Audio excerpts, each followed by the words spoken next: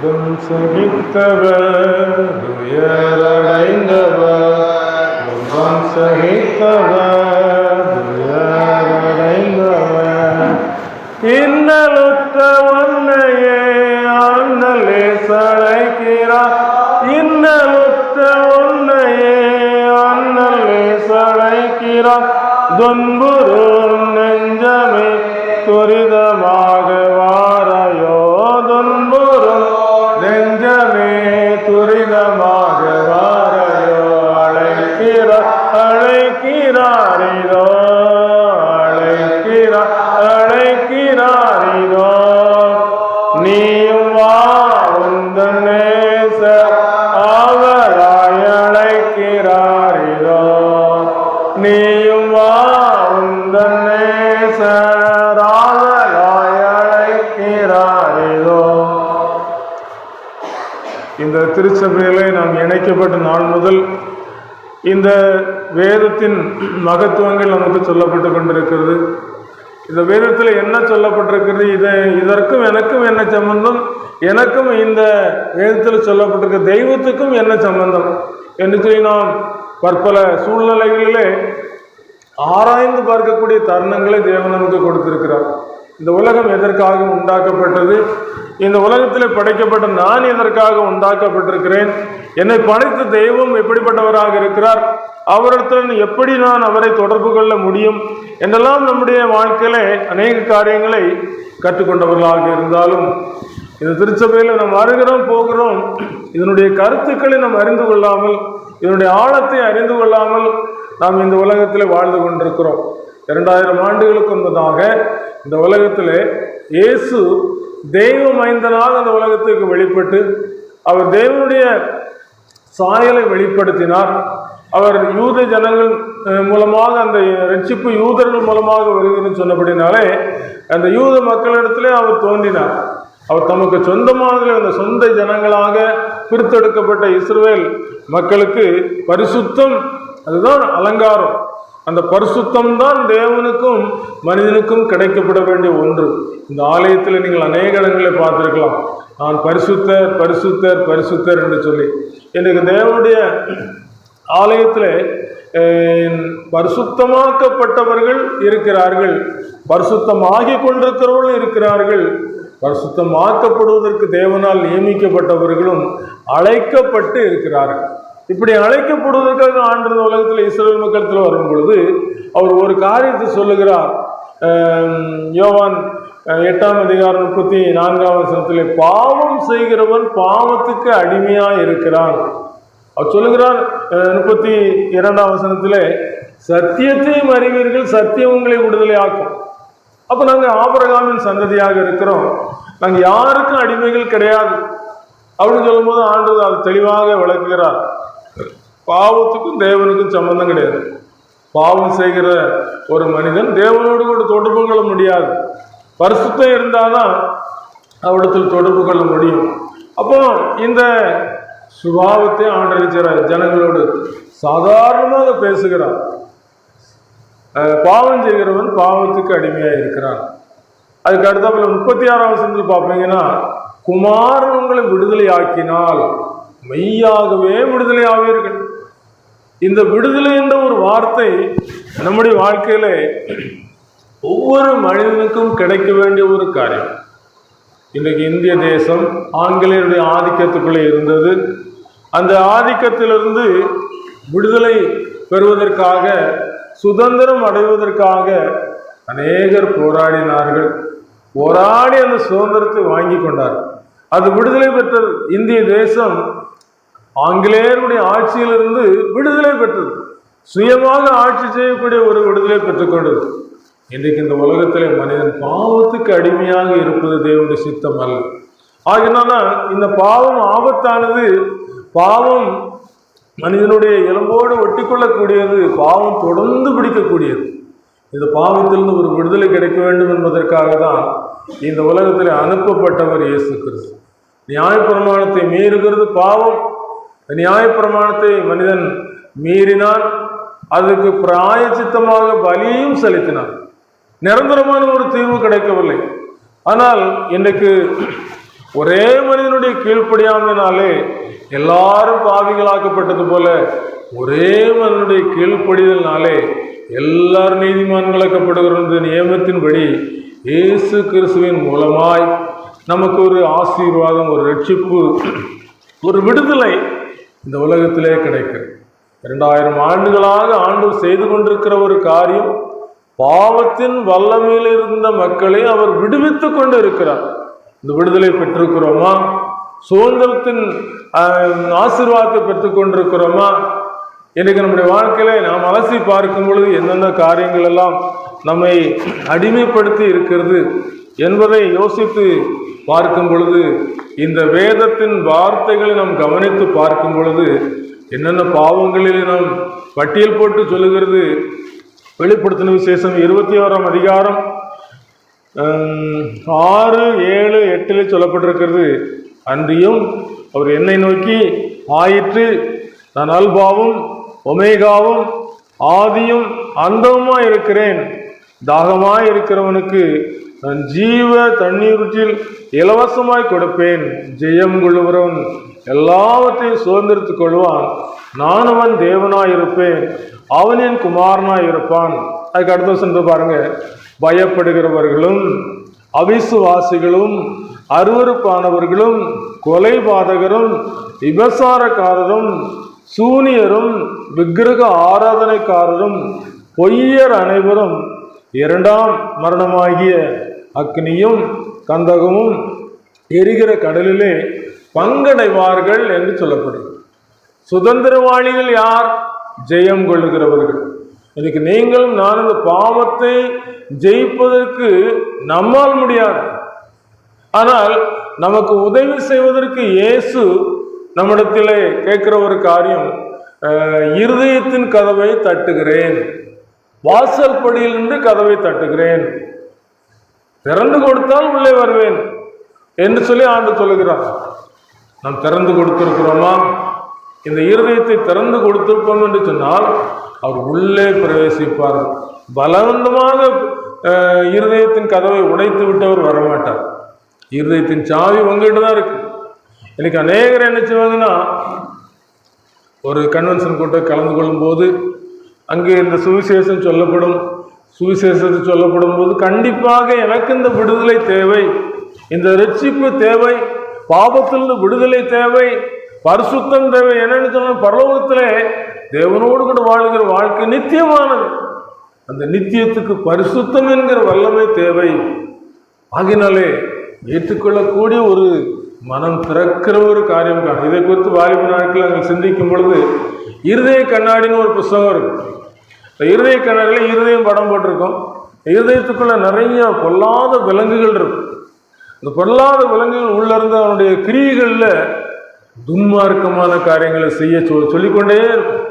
அப்படிப்பட்ட அந்த மனிதனுடைய முகத்தோட்டத்தை நீங்க பார்ப்பீங்கன்னா கடூரமாக இருக்கும், பயங்கரமா இருக்கும், விகாரமா இருக்கும்.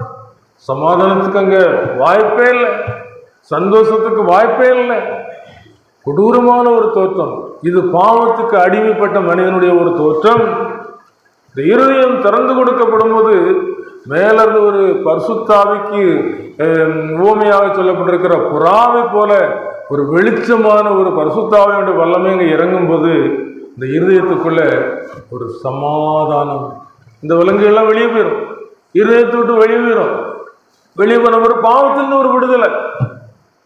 சேற்றில் வீழ்ந்த என்னை அவர் தூக்கி எடுத்தார், நாற்றமெல்லாம் ஜீவ ரத்தம் கொண்டு மாற்றினார். சேற்றில் வீழ்ந்த என்னை அவர் தூக்கி எடுத்தார், நாற்றமெல்லாம் ஜீவ ரத்தம் மாற்றினார். ஆனந்தம் கொள்ளுவேன், அவரை நான் பாடுவேன், உயிருள்ள நாள் வரையில்.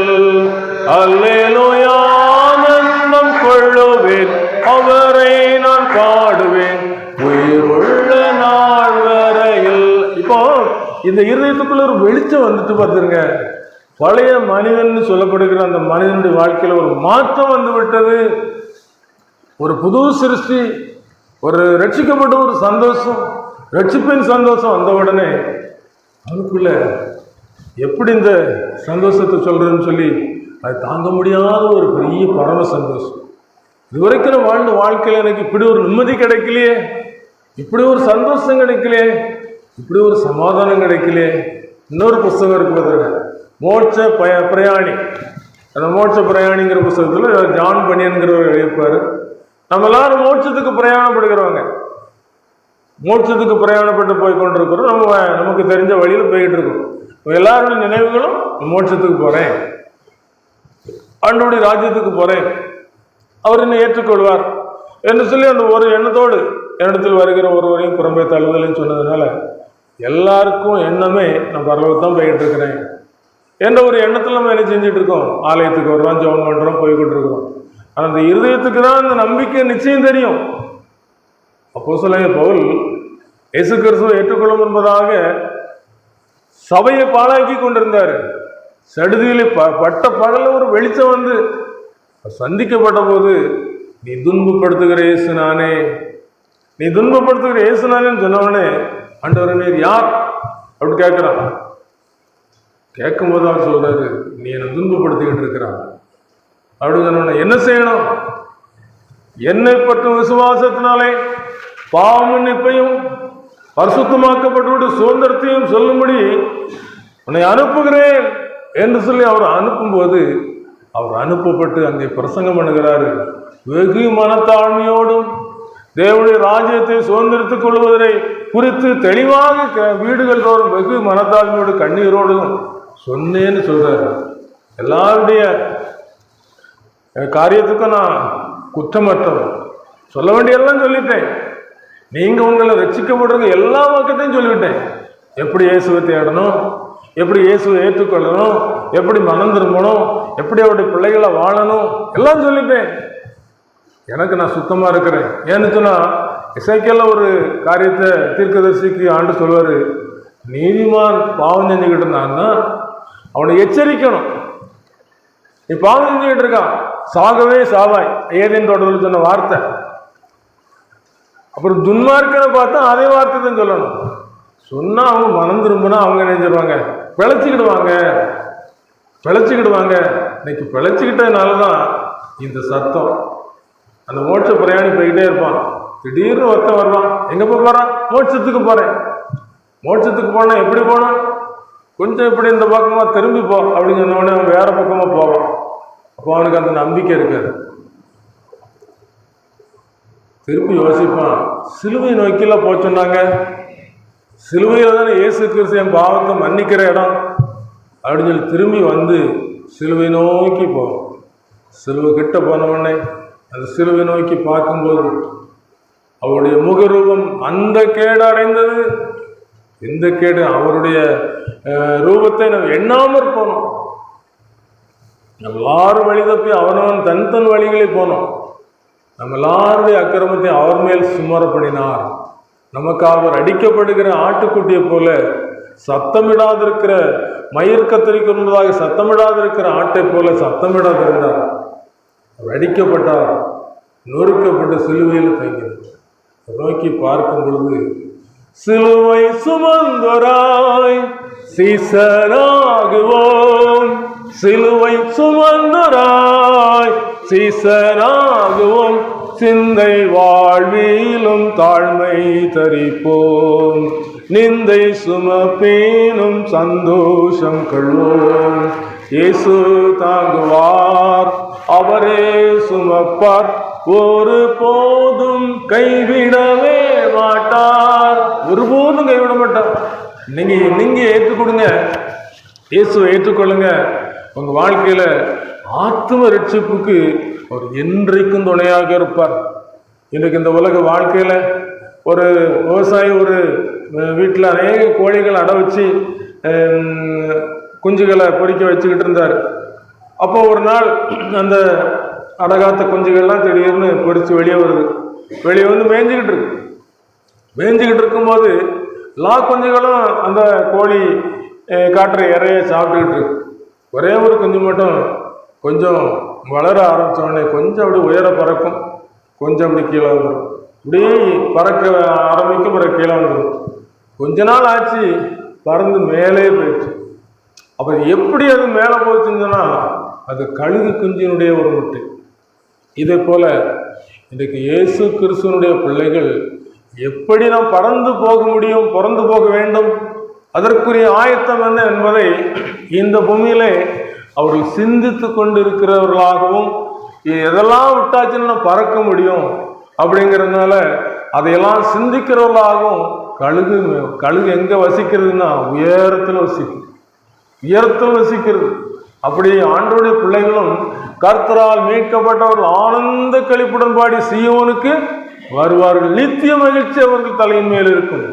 சந்தோஷம் மகிழ்ச்சியும் அடைவார்கள். சஞ்சலமும் தவிப்பும் ஓடிப்போம். கர்த்தருக்கு காத்திருக்கிறவர்களோ கழுகுகளைப் போல சட்டைகள் எடுத்து எழும்புவார்கள்.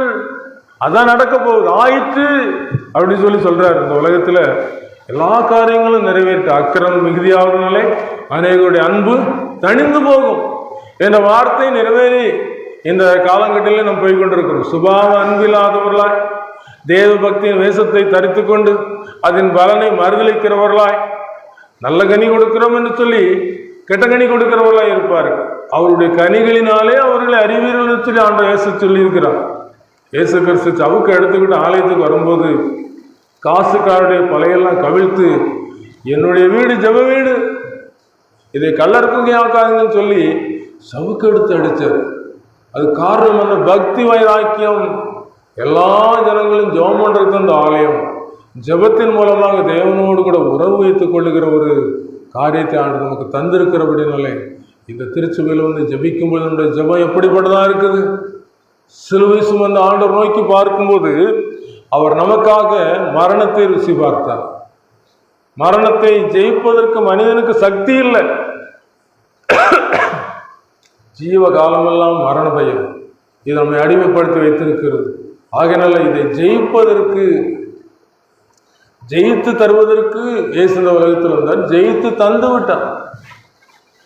இந்த உலகத்துல ஏராளமான முனிவர்கள், ஏராளமான தேவபக்தி உள்ள மக்கள்லாம் சொல்லியிருக்காங்க. அகத்திய முனிவர் சொல்றாரு, வணங்குவாய் ஜெகஜோதி ஒருவனாகி மாநிலத்தை ஒரு நொடியில் வகுத்து மண்ணின் குணமான சம்சாரம் ஒன்றில்லாமல் கோலயத்தில் தானுதித்து குருவாய் வந்து அன்பான சித்தருக்கு தவத்தை காட்டி அகண்ட ஸ்தலம் சென்றவரை அண்டுவாயே. இன்றைக்கு அந்த ஆண்டவரை அண்டிக் கொள்வது மிக ஒரு முக்கியமான ஒரு காரியம்.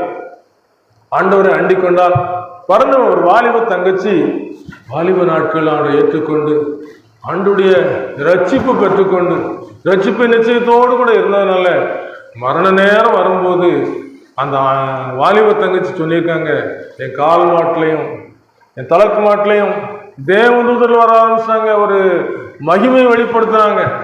மகிமை வெளிப்படுத்தி இந்த உலகத்துல இருந்து கடந்து போயிருக்காங்க. கடந்து போகும்போது அவங்க எப்படி போயிருப்பாங்க தெரியுமா?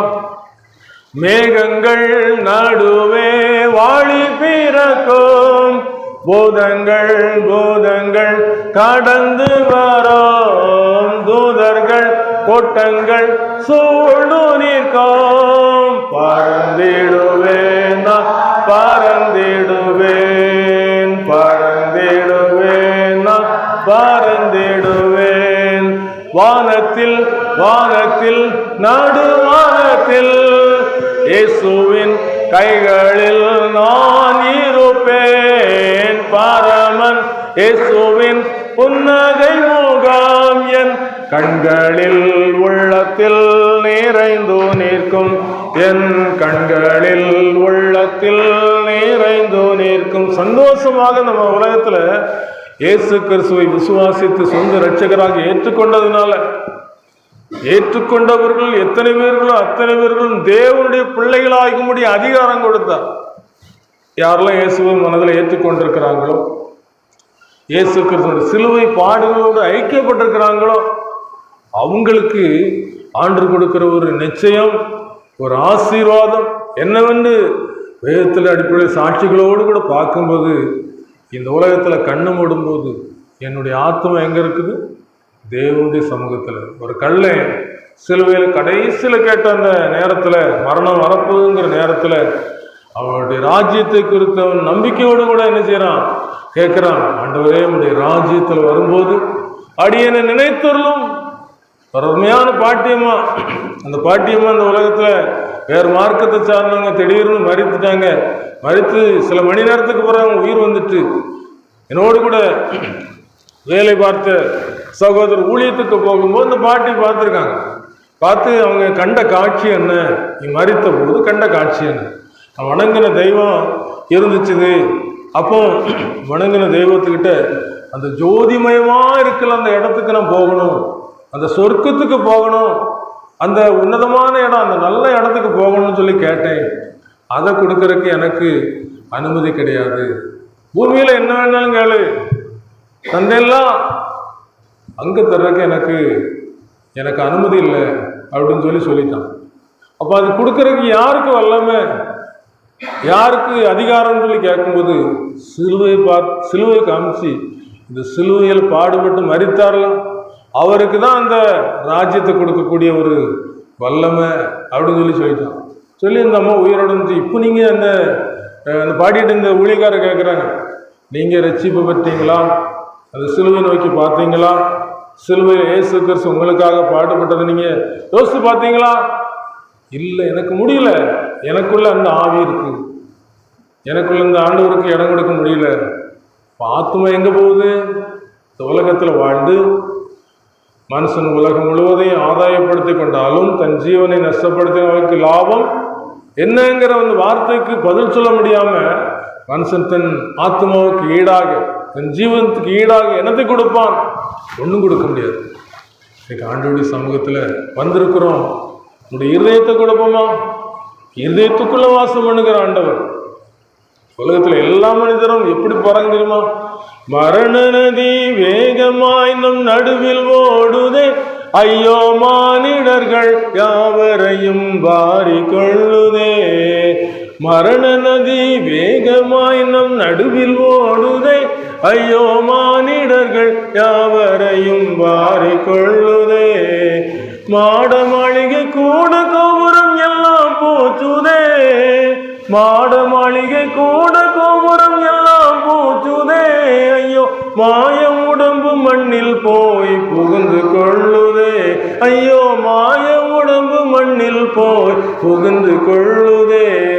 நாள் இப்படி ஊழியத்துக்கு போயிட்டு இருக்கும்போது ஒரு குளத்தை இந்த வாய்க்காலில் மீன் பிடிச்சிக்கிட்டு இருந்தாங்க தம்பிமார் மீன் பிடிச்சிக்கிட்டு இருக்கும்போது மீன் எப்படி பிடிக்காங்கன்னா, தூண்டிலில் மேலே புழு வச்சு அந்த புழு தெரியாமல், அந்த தூண்டில் தெரியாமல் மறைச்சி உள்ளே போடுறாங்க. போட்டு ஒரு மறுபக்கட்டையும் போட்டுறாங்க. போட்டவுடனே அந்த மீன் இந்த தனக்கு ஒரு ஆகாரம் கிடச்சிக்கிட்டுன்னு சொல்லி அதை பிடிச்சி கவ்வி இழுக்குது. இப்படி இழுக்கும்போது இவன் பக்கத்தில் இருக்க பையன் சொல்கிறான், அந்த மீன் தூண்டியில் கவுது, விடு நூலை விடுனோடனே நூலை விடுறான். கொஞ்ச நேரம் ஆகுது, அந்த மதப்பக்கட்டையும் உள்ளே போகுது. அந்த மீன் கடித்து தின்னுட்டு இருக்கும்போது அந்த நல்ல தூண்டில் உள்ளே மாட்டோடனே சொல்கிறேன், பக்கத்தில் இருக்க சுண்டி இழு அப்படிங்க. சுண்டி இழுத்தா அந்த மீன் செவில பிச்சுக்கிட்டு வெளியே வந்து விழுது. ஒரு பெரிய ஆபத்து இருக்கிறனால தான், பாவங்கிற தூண்டில் ஒரு பெரிய ஆபத்து இருக்கிறனால தான் இயேசு கிறிஸ்து பரலோகத்தை விட்டு அந்த உலகத்துக்கு எல்லா ஆத்துமாக்களும் பாதாளத்துக்கு போகுது. அவர் சகிக்க முடியாம இந்த உலகத்தில் வந்தார். ஒரு ஊழியக்காரர் ஊழியம் செய்து கொண்டிருந்தவர் ஏதோ ஒரு காரியத்தில் ரட்சிக்கப்பட்ட பிறகு சுயாதீனத்தை துர்க்குணத்துக்கு மூடலாக கொண்டிருந்தபடினால அவருடைய வாழ்க்கையில இந்த நம்பிக்கையெல்லாம் போயிடுச்சு, நிச்சயம்லாம் போயிடுச்சு, ரட்சிப்பு நிச்சயம்லாம் போச்சு, பரலோகத்துக்கு போவேங்கிற நம்பிக்கையெல்லாம் போயிட்டு அவர் மரணத்துக்கு எதுவான அந்த சூழ்நிலைக்குள்ள வந்த உடனே அவர் வீட்டில் இருந்துக்கிட்டு இருந்தாரு. கூட சேர்ந்த ஊழியம் செய்த ஆள் போய், சகோதரனை கேள்விப்பட்டேன், எப்படி இருக்கா, மரணம்னு சொன்ன பயமா இருக்கு அப்படின்னு சொன்ன உடனே இன்னைக்கு ஒவ்வொருவருடைய வாழ்க்கையிலும் மரணத்தை எதிர்கொள்வதற்கு நேரமும் கிடையாது, காலமும் கிடையாது, சமயமும் கிடையாது. எதிர்பாராத நேரத்தில், நினையாத நேரத்தில் மரணம் நம்ம சந்திக்க போகுது. இதே போல நினையாத நாளில் இயேசு கிறிஸ்து இந்த உலகத்துக்கு சீக்கிரம் வருவேன்னு சொல்லி இருக்கிறார். ஆயிற்றுன்னு சொல்லி பரலோகத்தில் ஒரு வார்த்தை சொல்லப்படுகிறதுனால ஜெயம் கொள்ள வேண்டியது மிக முக்கியமான ஒரு காரியம். அப்போ இந்த ஊழியக்காரர் போய், எப்படிப்பா மரணத்தை பற்றி பயமா இருக்குன்னு சொல்றிய, ஏதாவது பாவம் செஞ்சிருப்பியோ அப்படின்னு சொல்லி கேட்கும்போது என்ன பாவம் செஞ்சேன்னு தெரில அப்படின்னு சொல்லி 2 வருமே ஜோமனும் ஆண்டு வெளிப்படுத்துவார் அப்படின்னு சொல்லி ஜோம் பண்ணுறாங்க. ஜோம் பண்ணும்போது ஆண்டு வெளிப்படுத்துறதுக்கு சித்தமுள்ளவராக இருந்தபடினால இவர் போயிட்டு 2 நாள் கழித்து வரேன், ஆண்டு எனக்கு என்ன காமிக்காருன்னு சொல்லுன்னு சொல்லி போயிட்டு 2 நாள் கழித்து வரார். 2 நாள் கழித்து வந்தவுடனே அவர் சொல்கிறாரு, ஆண்டு உனக்கு என்னப்பா காமிச்சாரு? எனக்கு ஒரே ஒரு காட்சி தருவதுக்கு ஒரு கோழி முட்டை சுற்றி வருது.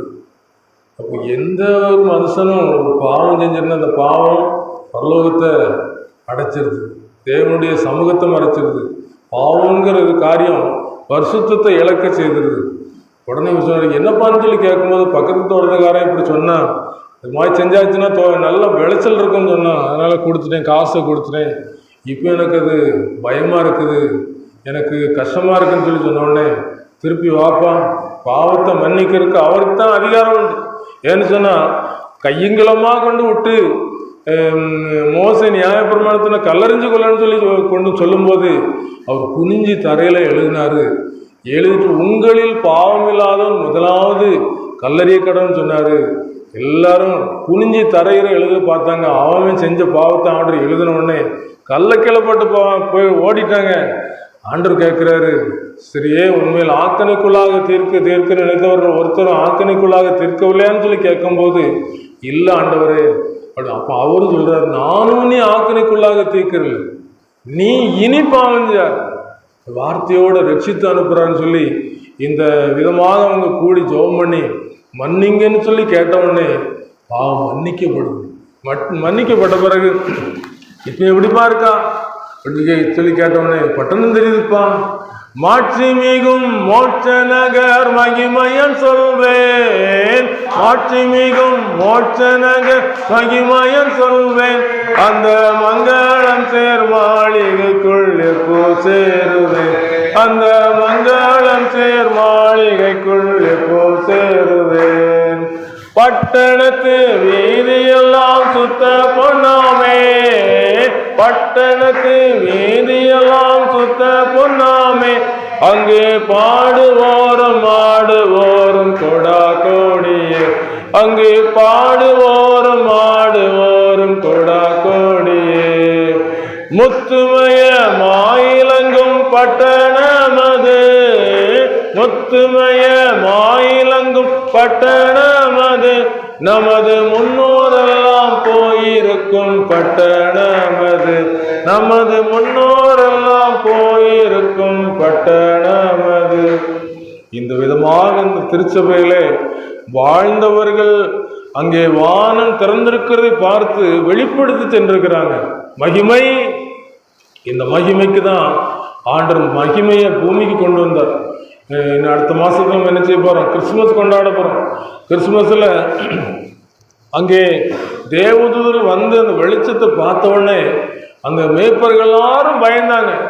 ஆனால் பயப்படாதீங்க, எல்லா ஜனத்துக்கும் சந்தோஷத்தை அறிவிக்க நற்செய்தின்னு சொன்னாங்க. ஒரு வசனம் இருக்கு, அவருடைய மகிமை கண்டோம், அது தேவனுடைய குமாரனுக்கு ஒப்பான மகிமைன்னு சொல்லப்பட்டிருக்கு.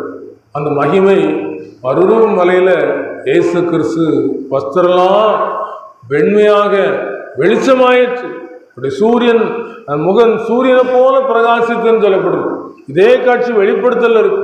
இனி வரப்போதும் இயேசு கிறிஸ்து கோடா கோடி தூதரவரோடு வருவார், கோடா கொடி தூதரவரோடு வருவார், பூகோளம் நடுங்கிடுமே வானலோகம் கழித்திடுமே, பூகோளம் நடுங்கிடுமே வானலோகம் கழித்திடுமே. அப்படி வல்லமையா வரப்போறான், வல்லமையான தோட்டத்தோடுங்க.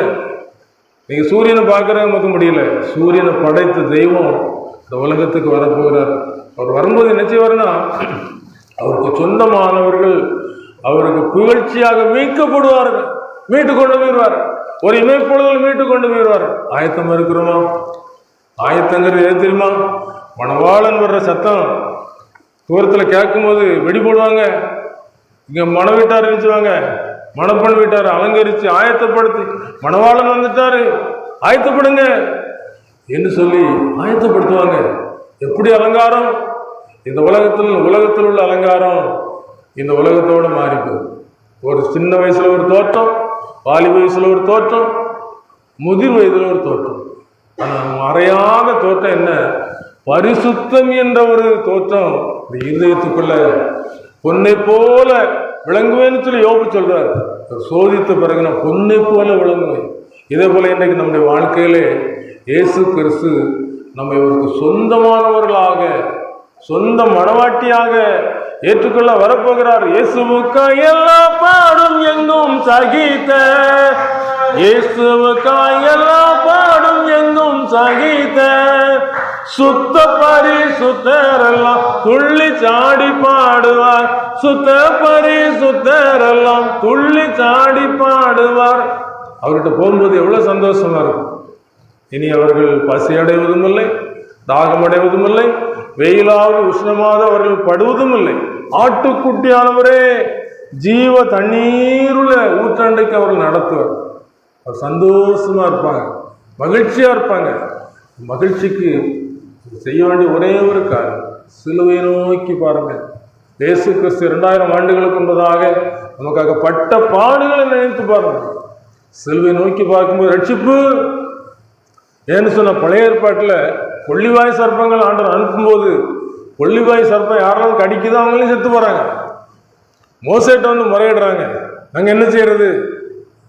கொள்ளிவாய் சர்ப்பம் கடிச்சு நிறைய பேர் செத்து போயிட்டு இருக்கிறாங்க, என்ன செய்யறது? ஆண்டவர் சொல்றாரு, ஒரு வெண்கல சர்ப்பத்தை உண்டாக்கி இந்த மரக்கம்பத்தில் வை, யாரெல்லாம் நோக்கி பார்க்குறாங்களோ அவங்கெல்லாம் ரட்சிக்கப்படுவாங்க. இன்றைக்கு அதே வார்த்தை, சிலுவையை நோக்கி பார்க்கும்போது ரட்சிப்பு, சிலுவை நோக்கி பார்க்கும்போது விடுதலை, பாவம் நீங்க போகிற ஒரு காரியம், சந்தோஷம், பரலோகத்தை பார்க்கிற ஒரு அற்புதமான ஒரு விடுதலை. அந்த விடுதலையை பெற்றுக்கொள்வதற்கு இருதயத்தில் ஒரு இடம் கொடுத்தா போதும். ஆண்டவருக்கு இடம் கொடுக்காதவங்க எப்படி இருப்பாங்க தெரியுமா? போக்கிரிகள் புரளிக்காரர் போய் ஒளிப்பாரே, போக்கிரிகள் புரளிக்காரர் போய் ஒளிப்பாரே, தீக்கிரையாவதை எண்ணி தீங்கி தீங்கி அழுவாரே, தீக்கிரையாவதை எண்ணி தீங்கி தீங்கி அழுவாரே. அப்பதான் தெரியும், ஐயோ திருச்சபையில நான் இப்படிலாம் சொல்லிருக்காங்களே, மனம் திரும்புங்க, தேவனுடைய ராஜ்யம் சமீபம்னு சொல்லியிருக்கிறாங்க. என் ஆத்மா இப்படி ஆயிற்று, எப்படி ஆயிற்று? ஒருத்தன் இந்த திருச்சபையில் வாழ்ந்து ரட்சிக்கப்படாம, பாவம் மன்னிக்கப்படாம பாதாளத்தில் போய் கிடக்கான், வேதனையோடு கிடக்கான். ஐயோ பயங்கரமான ஒரு கொடுமையான ஒரு இடத்துக்கு வந்துட்டேன்னு சொல்லி அலறான். திருச்சபையில் சொன்னது ஞாபகம், இயேசு ரட்சிப்பாருன்னு சொல்லி உடனே இயேசுவேன்னு சொல்லி கத்திக்கிட்டே இருக்கான்.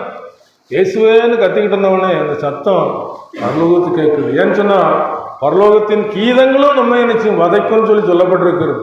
பரலோகத்தினுடைய அந்த காட்சியை பாதாளத்திலிருந்து அந்த ஐஸ்வர்யன் பார்க்கிறான், அங்க லாசரு ஆபிரகாம் மடியில இருக்கிறத பார்க்கிறான். அப்போ பரலோகத்துக்கு இந்த பாதாளத்திலிருந்து பார்க்கறக்கூடிய ஒரு சந்தர்ப்பம் இருக்குது. அப்போ இந்த மனுஷன் கூப்பிடுற சத்தம் கேட்டவொடனே இயேசு நினைஞ்சிட்டாங்க, தூதர்களை அனுப்பி கூட்டாங்கன்னு சொல்லி அங்கே அனுப்பினோடனே கூட்டு போயாச்சு. கூட்டு போனா இவனுக்கு பார்க்குற பரலோகத்தை பார்த்தவொடனே, எப்போ என்ன குளுமையா இருக்கு, என்ன அருமையா இருக்கு, என்ன மகிமையா இருக்கு, என்ன சந்தோஷமா இருக்கு அப்படின்னு சொல்லிட்டு பார்க்குறான். எல்லாரையும் பார்க்குறான், எல்லாரும் பிரகாசமா இருக்கிறாங்க, பிரகாசமா இருக்கிறாங்க. சரி இங்கே இருந்துட வேண்டியதான் அப்படின்னு சொல்லிட்டு யோசிச்சுக்கிட்டு இருக்கும்போது தன்னை பார்க்குறான், அழுக்கா இருக்கிறான். கரை திரை ஒன்றும் இல்லாமல் மாசற்றதும் பிழையற்றதுமான சபையாக நிறுத்தி கொள்வதற்காக தம்மை தாமே ஒப்பு கொடுத்தார். ஒரு சின்ன கரை இருக்கக்கூடாது, ஒரு பிழைய இருக்கக்கூடாது. இவனே நரகத்துக்குள்ள குதிச்சு நரகத்துக்கு போயிட்டான்.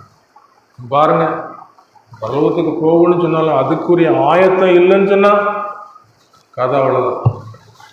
ஒப்பு கொடுக்கணுமா? ஆண்டுடைய சமூகத்தில் இருதயத்தை ஒப்பு கொடுங்க.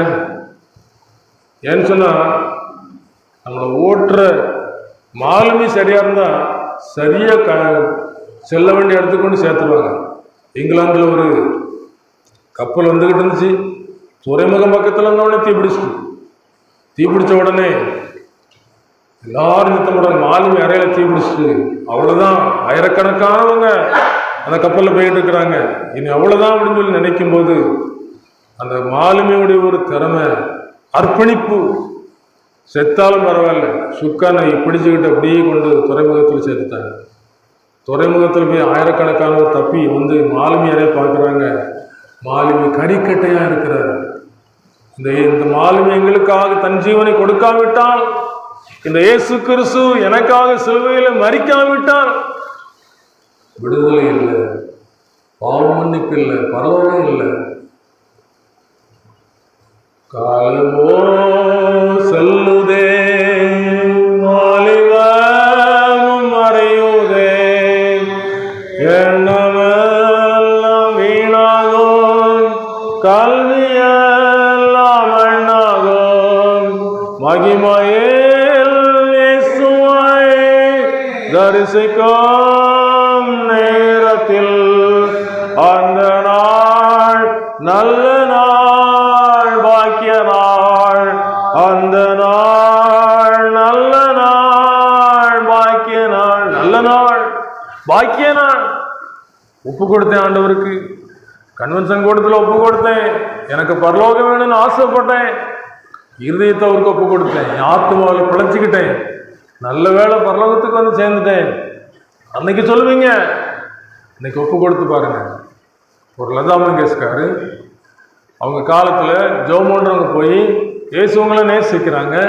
அவங்க உங்கள் பாவத்தை சுமந்திருக்கிறாங்க, அவரை ஏற்றுக்கொள்ளுங்க சொல்லிக்கிட்டு இருந்த கடைசியில் வியாதிப்பட்டு ஆஸ்பத்திரிக்கு வார்டில் வந்தவொடனே அவங்க சிந்திச்சிருக்காங்க, எனக்கு மாட மாளிகைலாம் இருக்கு, எத்தனையோ விதவிதமான வஸ்திரங்கள் இருக்கு, எத்தனையோ விதவிதமான செருப்புகள் இருக்கு, எத்தனையோ விதவிதமான நகைகள் இருக்கு, ஒன்றும் இல்லை. இப்போ மரண நிச்சயம், 5 அடி நிலம் எனக்கு சொந்தம் அப்படி சொல்லி பிரார்த்தனை செய்யணும்னு சொல்லி வந்தவங்க சொன்னது உண்மை.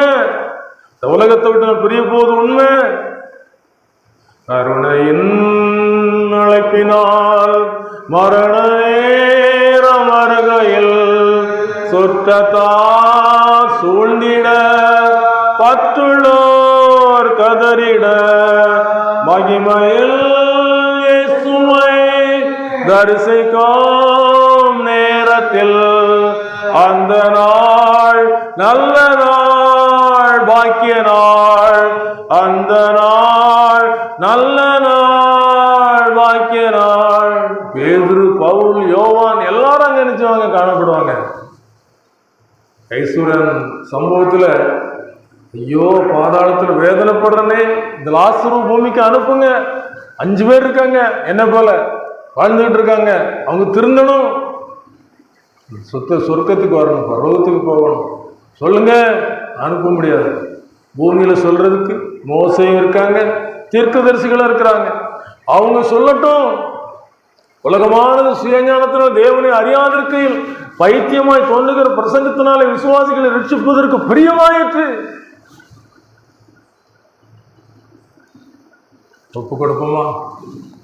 உலகத்தின் மாந்தரே காலங்கானு வாருமே, இயேசுவை அண்டினால் கிளேசங்கள் மாறிப்போம். மகிமையில் இயேசுவை தரிசிக்கும் நேரத்தில் அந்த நாள் நல்ல நாள், பாக்கிய நாள். அந்த நாள் நல்ல நாள், பாக்கிய நாள்.